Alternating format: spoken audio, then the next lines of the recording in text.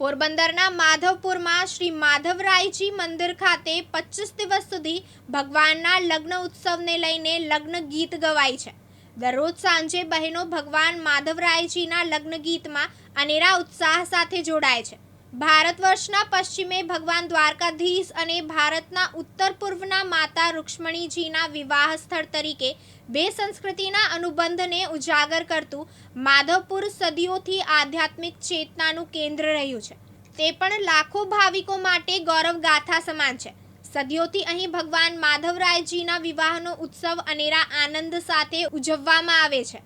પ્રતિવર્ષની જેમ આ વર્ષે પણ માધવરાયજીના મંદિરમાં વિવાહનો પ્રસંગ નજીક આવી રહ્યો છે, ત્યારે લગ્ન ગીતો ગુંજી ઉઠ્યા છે। સદીઓથી અહીં રામનવમી પર્વોમાં ભગવાન માધવરાયજીના લગ્નને લઈને અનેરો ઉત્સાહ સાથે 25 દિવસ સુધી બહેનો દ્વારા લગ્ન ગીતો ગાવામાં આવે છે।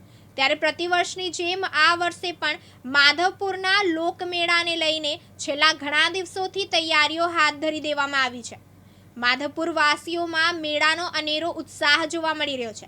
માધવપુર ખાતે સમુદ્રના કિનારે બિરાજમાન શ્રી માધવરાયજી મંદિર ખાતે લગ્નની તૈયારીને લઈને દરરોજ લગ્ન ગીતો ગુંજે છે। આગામી તારીખ 6 એપ્રિલના આ લોકમેળાનો શુભારંભ થશે, ત્યારે માધવરાયજી મંદિર ખાતે માધવપુરના બહેનો દ્વારા ભગવાન માધવરાયજીના વિવાહ ઉત્સવને લઈને લગ્ન ગીત દરરોજ સાંજના સમયે ગાવામાં આવે છે। બહેનોના જણાવ્યા મુજબ માધવરાયજીના લગ્ન ઉત્સવ દરમિયાન 25 દિવસ સુધી આ લગ્ન ગીતનું આયોજન થતું હોય છે। દરરોજ સાંજે મોટી સંખ્યામાં બહેનો આવી પહોંચે છે અને અનેરા આનંદ સાથે ભગવાન માધવરાયજીના લગ્નને લઈને લગ્ન ગીતોમાં સહભાગી બને છે। આ ભગવાન શ્રી કૃષ્ણ અને રૂક્ષ્મણીજીના વિવાહના પ્રસંગને લઈને અનેરા આનંદ સાથે તડામાર તૈયારીઓ હાથ ધરવામાં આવી છે।